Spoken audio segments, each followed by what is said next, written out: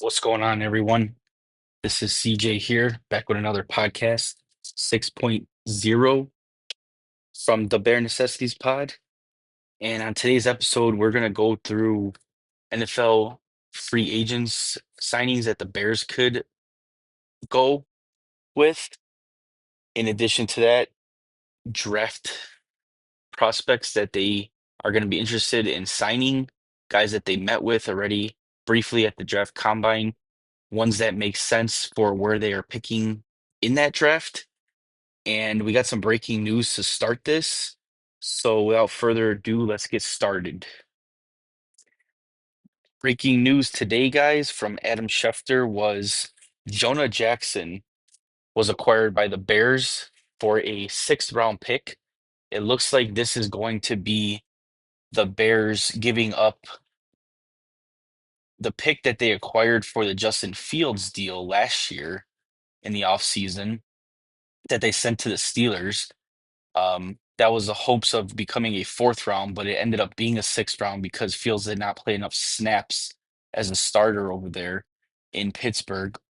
But in any ways, this pick goes towards to the LA Rams in exchange for Jonah Jackson.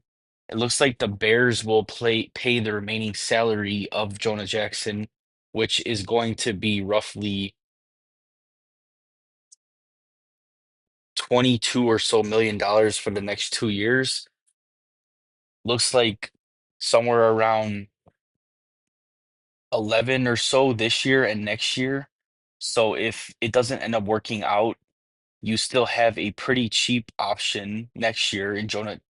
You can cut him for save $11 million, or if it does work out, you have a cheap option and you have your starting left guard locked in for another year at 11 million. So it's a win-win, I think. We'll see how it plays out. Moving on to the next topic, we have the Chicago Bears free agent targets. Obviously, this changed a little bit with the Jonah Jackson signing. I have 8 guys listed here. I don't think that the Bears are going to be in on all of these. These are just options that are out there available to them in the market. So we have Drew Dahlman, center from Atlanta, Kevin Zeitler, guard from Detroit, Will Fries, guard from Indianapolis, Mekhi Becton, guard from Philly, Evan Brown, guard slash center from Arizona, Matt Pryor, guard from the Bears last year, Brandon Scherf, guard from Jacksonville, and Aaron Banks, another guard from the Niners. So you can see on my list here, these are all guards. There's no tackles that I listed here. The tackle market's not that great. The teams that have great tackles just do not let them go. If you find a great tackle in the draft and you mold him to be your starter and he's excellent player, you just don't let him go. A lot of the top guards don't hit the market either. You can see that as, Trey Smith proven there with the Chiefs franchise tagging him. They're either going to trade him for a pretty decent amount or they're going to retain him for the next year. Or realistically, they could free up some money and sign him long term. But for the time being, the Chiefs are not letting Trey Smith go. So this is what you're left with on the free agent market. The top guard was already off free agency because the Chiefs signed Trey Smith. I think it was a great move for the Bears to go out and sign Jonah Jackson. He has previous experience with Brent Johnson, was a Pro Bowler a couple years back with him. So he's gotten the best out of Jonah Jackson. And um, obviously, Jonah Jackson, like Ben Johnson, if he didn't, he wouldn't have played so well in his offense. So the guys that are out here now, Drew Dahlman would be the one that I would love the Bears to sign. They need a long-term answer at center. They have been kind of just, throwing the whatever you want to call throwing the towel in on this one for dragging it down the line year after year, not paying premium for a center, not drafting a guy, whatever. They're just completely avoiding this position. Shelton was a 1 year rental last year, didn't work out. It seems like they're moving on from him. Dahlman would just be the best signing here if he indeed does hit free agency, which it seems like the tags are already up now at this point. So I don't think that the Falcons are going to be tagging him. He is going to hit the market. Now, does the Trey Smith signing with the franchise tag push Dahlman's price up? Possibly a little bit. However, I do think it's still worth signing him, even if you have to overpay a little bit. You need a center on this team, a long-term answer. Dahlman's only 25 years old. He fits the vision of this team perfectly with your second year quarterback. So I think Dahlman's got to be their number one priority at this point.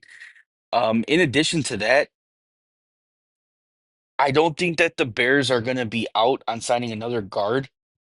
It seems more likely that they'd be after a guy like Aaron Banks, though, compared to Becton or Will Fries, because Fries and Becton are projected at least 3 years, 30 million each. Um, this is according to PFF, of course. So if you're going to sign one of these guys, it's going to be Banks because he's at 3 years, 26 million. He's a little cheaper. You might be able to get him a little bit cheaper than that, even. Becton, I think Banks has more experience than Becton. Becton only played on the Eagles in the guard position 1 year. Banks has been a guard for at least 3, 4 years now with the Niners. I think he has more experience. He has the playoff experience as well that you want. So between those two guys, I'd go with Banks. Fries is supposed to be one of the good free agents out there, but he doesn't have the experience that I'm looking for in my starting guard. I think he's going to get a massive overpay wherever he ends up signing. And he's been injured the last year too, so that doesn't help as well. Um, Matt Pryor makes sense to sign with to another 1 year deal. He has the continuity with the Bears and Caleb Williams. I think he would be a solid backup. He can play guard and tackle, so he could fill in for you wherever you need the help. If a guy gets injured or misses goes on IR or whatever like that. Kevin Zeitler, I think, would be the other name that I would be interested in. He has experience with Ben Johnson. I think you can sign him on a cheaper deal. PFF lists him at 2 years, 14 million. So we can definitely see a scenario where Ben Johnson goes after yet another familiar face on the line. If you can get Zeitler on that line too, along with Jonah Jackson, and this is according to DWC, who is excellent at reporting Bears news. If you get Zeitler and you get Jonah Jackson on that line, that's 40% of the familiarity with Ben Johnson on that line. So this move makes complete sense. Um, the other guy that I would just briefly mention here on this list would be Evan Brown. I believe he did play for Detroit as well with Ben Johnson. He has he has some experience at the center and the guard position. So if you're moving on from Shelton, you're getting Drew Dahlman, and you can sign Evan Brown as the backup, and he can be your backup guard and center. Solid move there as well. And he's on a 2 year, $11 million projection contract from PFF. So I don't think it's going to cost you a lot. Those are the guys that I would go after in free agency. We'll see what the Bears do as we approach that date. We have about roughly 6 days left until free agency comes. Moving on to the defensive line.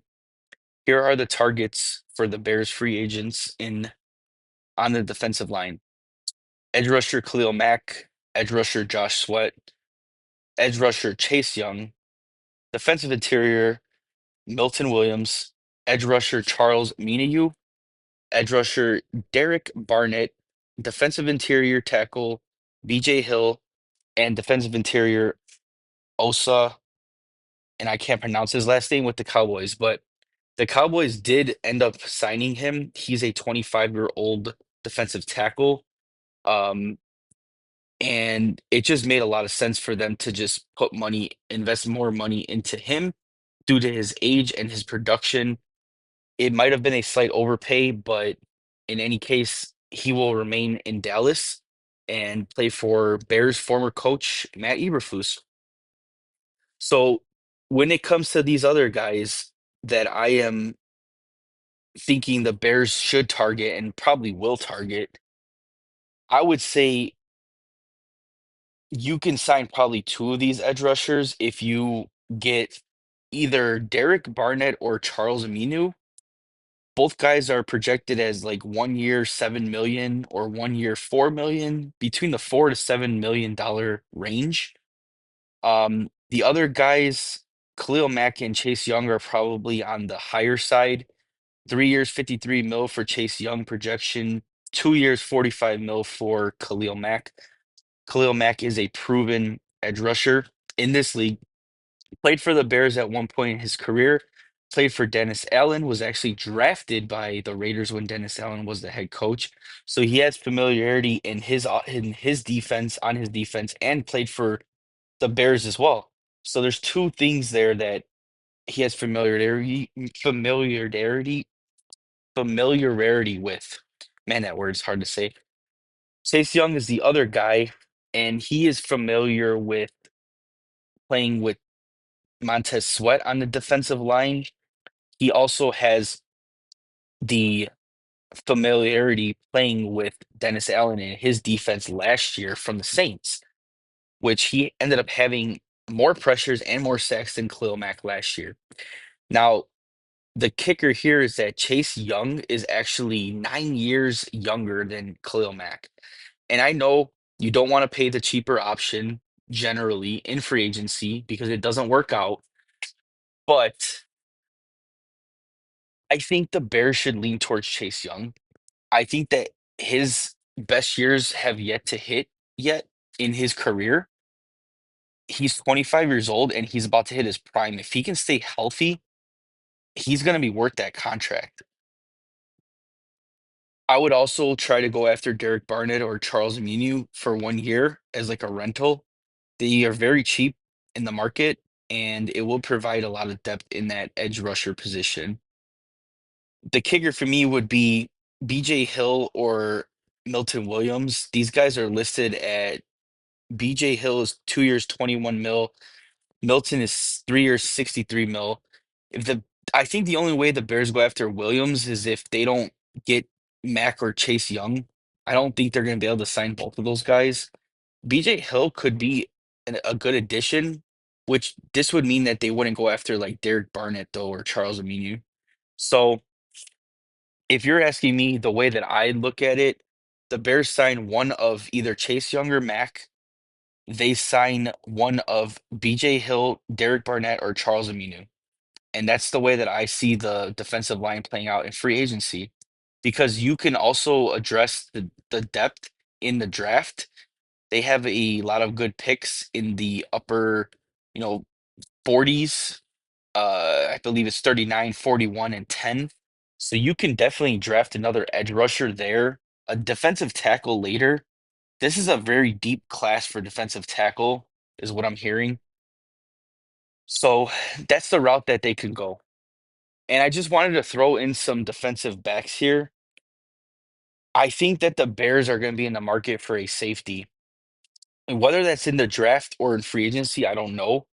But I just decided to list a couple names that they could be in the market for. Javon Holland, safety from Miami, Justin Reed, safety from Kansas City, and Julian Blackman, safety from the Colts. Blackman, out of all three of these guys, would be the cheaper, more affordable deal. 3 years, 21 million projection. Justin Reed would be second at 3 years, 36 mil, and Javon Holland would be 4 years, 98 million, according to PFF. But there's other reports saying that he'd be interested in like a 4 year, $70 million deal. I don't know if the Bears are going to want to pay that much for a safety, but I do think that they are going to need to add to this safety position. Jaquan Brisker is a great player, but he missed 12 games last year due to concussion. And I know that the coaching staff, he did not like Matt Eberflus. didn't want to come back because of that. He wasn't mentally ready, prepared, whatever you want to call it. It's still concerning to me that he missed so many games. And Kevin Byard is a great player, but he's on the final year of his deal. So you do have to add to this safety room. And whether that's in free agency or the draft, I don't know. But I just decided to list a few names here that, could be intriguing options if the Bears decided to go that route in free agency. All right. So the Bears had some formal player meetings during the draft combine. This is credit to Adam Mason on X. He had a whole list there. I'm sure there's more names that came out after I linked this into my slideshow. But of the names that we have on this list, there's about 60 of them. Mason Graham, Jameer Cardwell, Alfred Collins, Mikael Williams, Jalen McLeod, Shamar Stewart, Carson Sweat, Stu Wessinger, Kane Madrano, Dorian Strong, Kevin Winston, Andrew Mukuba, Sebastian Castro, Gunnar Helm, Tyler Warren, Terrence Ferguson, Amarin Hampton, Ashton Genty, Jack Beach, Xavier Restrepo, Kyle Williams, Josh Simmons, Will Campbell, Tyler Booker, Gray Zabel, Jonah Savalanea, Holland Pierce, Ozzy Trapilo, Donovan Jackson, Emery Jones, Hayden Connor. So what's funny about this list is that my daughter has been doing these mocking with Maya's every Monday with me on this podcast, and she actually took Ozzy Trapelo a couple times in her mock drafts. She also did take Josh Simmons once, Ashton Genty in another, and that Donovan Jackson in one too. It's pretty cool. I like this list. There's a lot of great players on this list that the Bears are linked to with these formal meetings. There hasn't been a whole lot of information come out recently about who their top 30 visits will be with, except for two guys, and we'll get into that as well.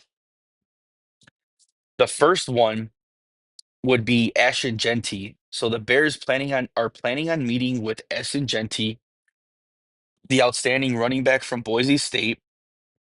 His PFF grade overall this year was 94.9. He had 95, 2,595 rushing yards, uh, 29 touchdowns, and 138 receiving yards.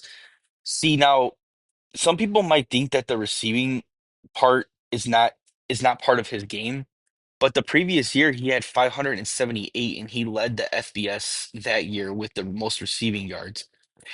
Honestly, when you know, going back to Jahmyr Gibbs when he was drafted, he was considered to be the best pass catching running back in that draft, even next to Bijan Robinson.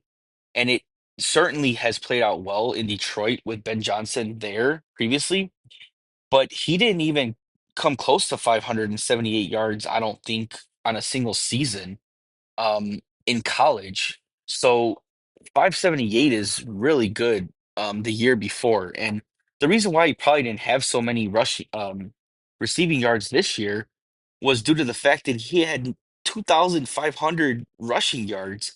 It just wasn't needed. He also had a 94.9 rating in 23 and an 89.5 in 22.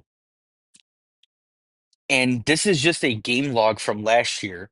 You can see on this list here, if you're looking at you on YouTube, there is a game log that I posted here, and he has one, two, three, four, five, 6 games with over 200 rushing yards. And in one of those alone, he had 267 rushing yards and 6 touchdowns. This is just an electric running back. I mean, he even in the loss to Penn State in the playoffs, where they would Boise State lost 31-14, he had 30 carries for 104 yards, no touchdowns. But this guy is just an automatic 100-yard every game. And in the NFL, that is a very, very good thing to have. If you're running for 200 yards in college, there should be no reason why you're not able to run for 100 yards a game in the NFL. We got a little clip here from Twitter that we're gonna play about Ashton Genty, and if we can get this up on the screen. Fan of, you don't see it. It's very unique. It's Here we go. We're gonna just the go work that back he did again. in the This is fall from Daniel at Boise Jeremiah. State. First of all, the stance, the upright stance, I'm a fan of. You don't see it. It's very unique. It's his deal. But slippery and elusive. You cannot get him on the ground. Contact balance. Look how low he is right here. He pulls through tackles. He bounces off tackles. See ya. They can't get their arms around him, and they cannot get him to the ground. Another example here, getting hit from the side. He just absorbs it, powers right through, spins off tackles. Once contact starts. Well, Great contact balance for Ashton Genty. If you were watching on YouTube there, you'll see exactly what Daniel Jeremiah was saying. I would suggest checking that out. But his contact balance is amazing. He's bouncing off guys like a bowling ball, like they just cannot get him down. He's on top of that, he's like running through 10 guys, running at full pace, still not even stopping and going like 50 yards to the house. The other Oh, we'll talk about the other guy that the Bears have a meeting, a top 30 meeting scheduled with on the next slide. But on this next slide here, Harrison Graham posted on X the potential interior line draft picks for the Bears. We have Will Campbell, LSU, Kelvin Banks, Texas, Armand Membu, Mizzou, Tyler Booker, Alabama, Gray Zabel, North Dakota State University, Donovan Jackson, Ohio State, Jonah, I'm gonna botch his last name, Stava Elina Nia, Arizona, Wyatt Millum, West Virginia University, Marcus Mebo, Purdue, and Jared Wilson, University of Georgia, who's I think listed as a center. All right. So our first draft craving for the O line of the Bears is Armand Membu. This guy skyrocketed up the rankings for the draft after his draft combine performance. And we have a RAS score here of 9.82 total. He ran a 4.91 in the 40-yard dash, and his hands, I believe, measured out really well to be a good tackle in the league. He has flexibility to move to the guard position if needed, and he's 20 years old. Like I said, he's projected to be a first round pick. He did skyrocket. Some guys even have him as their top tackle in this draft, according to sources. Um, and a big thing for Membu is that he did play in the SEC, so that means that he played against solid competition there. Alabama, LSU, Kentucky, you know, top schools in the SEC. Those are ones that come to my mind, but other ones like Tennessee, Florida, those kinds of schools, he played against them in the SEC. So the SEC has been known recently for coming out with very good players in the draft and just being very competitive. So Armand Membu would be a first round pick, probably at the 10 spot. I don't think you would be able to move down and draft him. You're probably going to have to stick at 10 if you want to take him there, but he would be a solid addition to the Bears offensive line with that flexibility to play guard. Next one on our O-line draft cravings list is Will Campbell, who is offensive tackle for LSU. He has versatility to play any guard position, as well as the tackle position, and possibly even be a center as well. Um, He played in the SEC as well since he's from LSU. He's 21 years old. He projected to be a high first round pick. Might not be available for the Bears when they're picking at 10, but they did have a top 30 visit scheduled with him. And his RAS score is posted here. He had a 9.88 score. He tested a little bit underneath the threshold for the arm length, which is why a lot of teams might actually lean towards starting him in the guard position.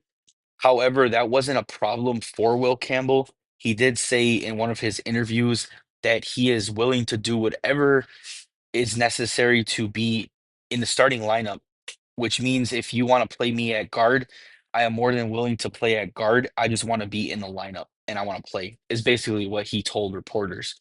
So his versatility is awesome. I love his attitude, and he would be a great addition to this Bears team if they were able to get him. We have a little stat here that is posted on this next slide. This is in relation to Will Campbell and Ahmad Membu. So they are comparing both of these guys to Tristan Wirth and Trent Williams from the Niners and the Bucks. The height, Will Campbell 6'5", Ahmad Membu 6'4", Tristan Wirth and Trent Williams are both 6'4". The weight, Will Campbell's 319, Membu's 332, Wirth is 320, and Trent Williams is 315. Their vertical, Will Campbell's vertical is 32 inches, Membu is 34, Tristan Wirth is 36 and a half, and Trent Williams was 34 and a half. And the 40-yard dash, Campbell was a 4.98, Membu was a 4.91, Wirth was a 4.85, and Williams was a 4.88. So respectively, um, all these guys are similar, and Tristan Wirth and Trent Williams are excellent players in the NFL. It also says that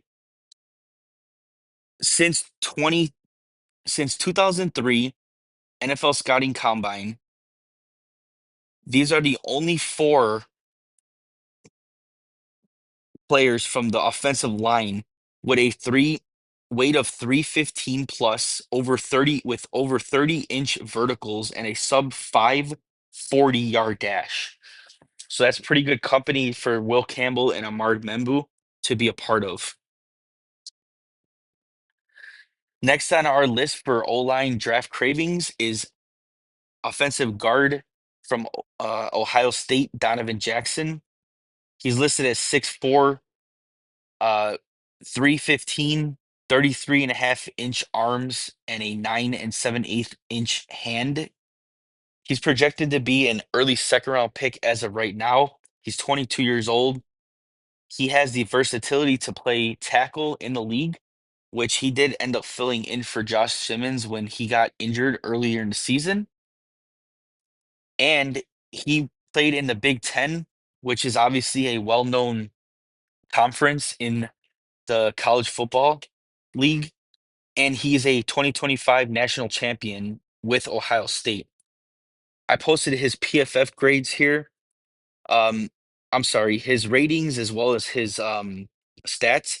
He gave up 2 sacks in 24, 1 sack in 23, and two in 22. He had an overall grade of 71.8 in 24, 69.9 in 23, and 76.7 in 22. And he gave up 5 hits in 24, one in 23, and two in 22. So a total of 8 hits and 4 sacks given up in his complete college career. Not too shabby. I mean, overall, uh, there's over 800 snaps in each year. So you're looking at well over 2,000 total snaps, and only giving up these numbers is pretty incredible. I would definitely love it if the Bears were able to get him in that second round at pick 39 or 41 if he's available for them. I think it'd be a great pick. Next on our list is Gray Zabel, offensive tackle from North Dakota State University. He's 22 years old, has versatility to play guard and center. He showed that ability inside of the Senior Bowl where they moved him to center. He showed up there, showed out there. He's 6'6", 32-inch arms, 312 pounds, and has a 9.5-inch hand. His overall PFF grade was 90.4 this year, 79.6 in 23, 68.7 in 22. He's given up a total of 4 sacks in 3 years and 6 hits in 3 years, with well over 900 snaps in both 24 and 23, and close to 600 in 22. He's I don't know if I said his age. He's 22 years old. He's projected to be a late first, early second round pick right now. He skyrocketed from the Senior Bowl.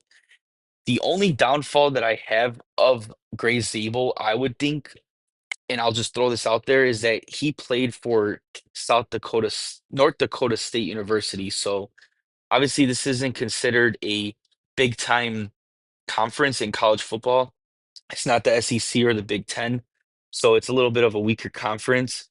He might have been going up against a little bit of, weaker competition, but he's held his own and he has great stats to prove it and back it up.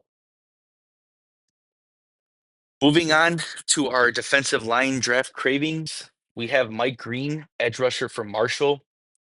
And again, you can say Mike Green played for a weaker conference, but he really showed out and he's very explosive with his first step. He has a high motor. You can see that evidence in the tape, and he's effective inside and off the edge. He's just a very fast guy. Um, he's 6'3", 32-inch arms, 251 pounds, 8.5-inch hands, excuse me. And in terms of his PFF rating, he had a 92.4 overall rating in 24, a 90.4 in 23. He had 17 sacks in 24, 6 in 23, 10 hits in 24 with 32 hurries, 21 hurries, and 3 sacks. I'm sorry, hits in 23. His total games played were 13 and 24 and 12 and 23. And I just love Mike Green. I know he's from Marshall. I know the competition was, a lot weaker there, if you want to say, but he just stands out so much in his tape. He's got such a high motor and explosiveness. Um, I think he's going to be a first round pick. I don't know if the Bears would be willing to go defense in the first round. I think it's all going to depend on how it plays out in the draft. I'm sorry, how it plays out in free agency for them. But I love this guy, Mike Green, and he's going to be a solid NFL player for whoever ends up taking him. Mason Graham is next on our list, defensive tackle from Michigan. He's 21 years old, projected as a early first round pick. Explosive interior defender. He had a 91.1 overall grade in 24, 90.0 in 23 from PFF. He had 5 sacks in 24, 4 in 23. He's a proven winner, was the 2024 national championship winner with Michigan and John Harbaugh. 6'3", 296 pounds, 32-inch arms, 9 and 1/8 hand measurement. And he played for the Big Ten, so obviously he played against solid competition. Has had back-to-back years of in sophomore and junior year, given up. I'm sorry, getting at least 4 sacks and causing at least 18 hurries and 7 hits. I do think there's room for him to grow still, but he probably is considered the best defensive tackle in this class. So if you can get him at 10, it's probably a slam dunk, no look pass. As you could say, no miss. pick. So you just grab him and you don't say anything else. Another guy we want to talk about is Donovan, and I'm gonna botch his last name. Izaroko. He's an edge rusher from Boston College. I loved his tape. He's 6'2". His arm length is 34 inches. His hand size is 9 and 1/4, and his weight is 248. He had a 90.0 rating overall in PFF this year, 78.23, and a 83.1 in 22. His sacks were 14 sacks in 24, 2 in 23, and 8 in 22. Um, didn't miss a game. He's 21 years old, projected as a late first, early second round pick. He's very strong and shifty. He had a total of 3 sacks versus top 14 teams. Mizzou, who was ranked sixth at the time, FSU, who was ranked 10th, and SMU, who was ranked 14th, who actually made the college playoffs. Um, and yes, he went to Boston College, but he's explosive. Like I said, he's strong and shifty. He finds the edge wherever he is. He's very fast and he gets home. And that's exactly what you want in your edge rusher to play beside Montez Sweat. The next guy is Nick Scorton, edge rusher from Texas A&M. He's 20 years old, probably the youngest out of these guys that I have listed so far on the defensive line. He's 6'3", 33-inch arms, 257 pounds, 10-inch hands. He had an overall PFF grade of 80.2 this year in 24, 82.8 in 23, and 62.3 in 22. Um, 4 sacks in 24, 8 sacks in 23.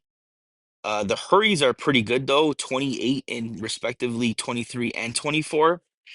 He has a high motor, which he's just all over the field. Um, when I watch his tape, I'm seeing him on the left, on the right, in the middle. He lines up wherever you want him to line up. He gets home and he has an elite strong move set. So he does spin moves. He does the hand gesture where he, smacks the hand out of the way.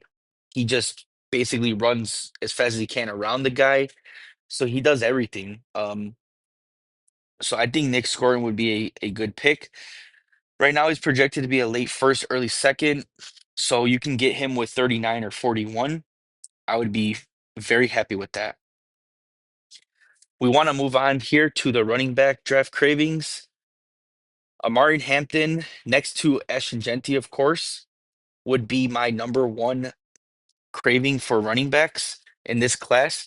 He's 21 years old. He's projected to be a late first, early second. His RAS score was a 9.93 overall rating. He ran a 4.47 in the 40-yard dash. And his that's just nuts for his weight and height. He's 221 pounds running a 4.47. He had back-to-back years of 1,500 plus rushing yards and 15 touchdowns. And on top of that, he's strong, big body. He has elite athleticism and he's tough. He's very tough to tackle, to take down, and he shows a lot of burst and speed in the open field. He had an 88.4 PFF grade in 24, an 88.7 in 23, and a 67.9 in 22. Like I said, back-to-back years of 1,500 rushing yards and 15 touchdowns. And I do think there's room for improvement on pass catching. He had 373 yards this year. It's gone up significantly every year from 22, where he only had 36. So I do think there's room for improvement there, but I don't think you'd be drafting Amari Hampton to be your pass catcher, especially if you have DeAndre Swift on the roster still. Next would be Cam Skadabu, running back from Arizona State. He's listed at 5'9". 29-inch arms, 219 pounds, 9 and 3-inch hand size, 23 years old, projected to be a third round pick right now. I believe he'll probably land in the second round.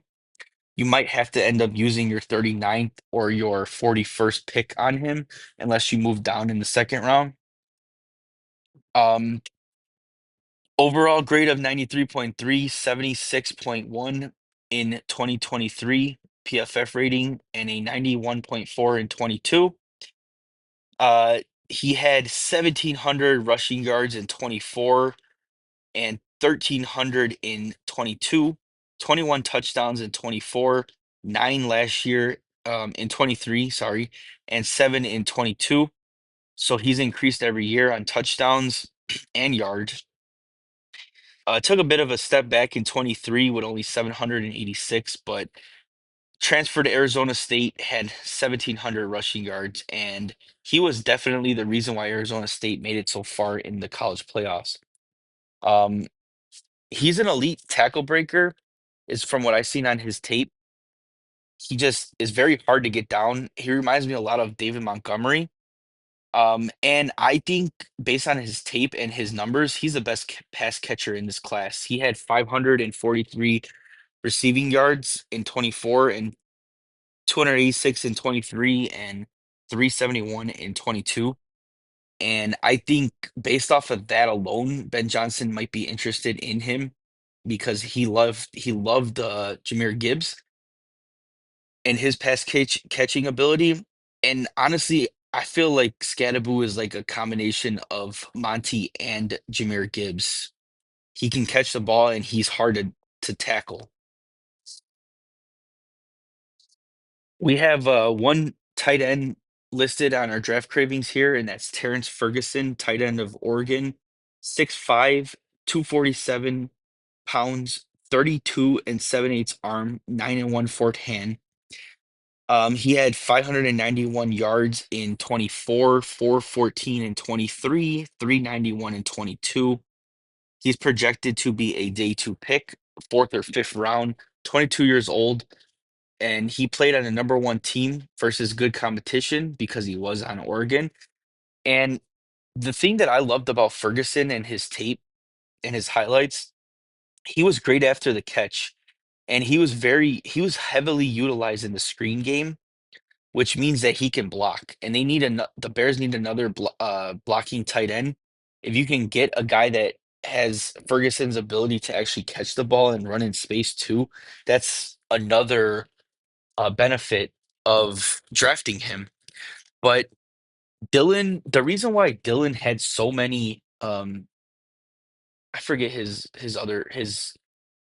first name, but the guy from Oregon, the quarterback Dylan, the reason why he had so many yards is because Ferguson was running after the catch. He would do a little screen pass dump off to Ferguson and he'd run it for like 30 yards. So this guy I think could be a weapon in the offense. If you can get him on like a day, what is it, day three pick, fourth or fifth round, um, it's going to be a very good value pick there. All right. So we listed a couple of DBs for the draft cravings. We have Nick Wari, safety out of Southern Carolina, excuse me, listed at 6'3", 220, 32-inch arms, 9-inch hands, and he's 21 years old, projected day two. He ran a 4.38 in the 40-yard dash, so he's fast. Ben Johnson loved them fast guys, but I mean, he's defense, so he'd be Dennis Allen's guy. Top five for safety and tackles in 24 with 73 total tackles. Didn't miss any games. He played, let's see, he had, I already said 73 tackles. He had 61 in 23 and 81 in 22. Um, but the thing that just sticks out to me about this Nick safety from South Carolina is he's 6'3", 220 and ran a 4.38 in 40-yard dash. If you can get that type of player on your defense, you're going to give the offenses headaches because you're just going to be able to tackle everybody. The other DB that we wanted to list was Xavier Watts, safety out of Notre Dame. Projected day 2 pick, 21 years old. He had back-to-back years of 6 interceptions in 23 and 24.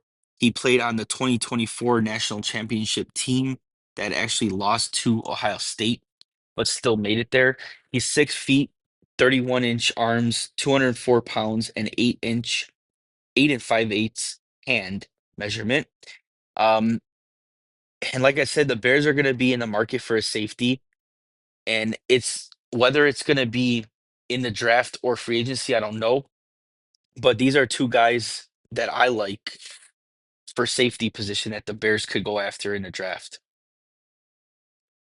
And that's all we have for this video. Thank you guys for watching. I appreciate it. Please leave your comments below. Give me some likes on this video. And I will see you next time on our 7.0 version of the Bare Necessities Pod. Thanks for watching. CJ out.